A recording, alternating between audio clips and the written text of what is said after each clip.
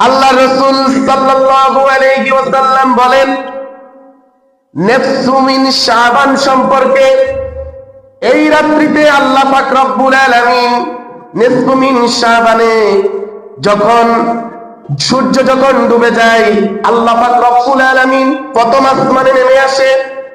প্রথম আসমানে নেমে আসি বলে, ক্ষতিগ্রস্ত আমার কাছে চাও, আমি তার ক্ষতিগ্রস্ত থেকে তাকে বিপদ থেকে মুক্ত করে দিব।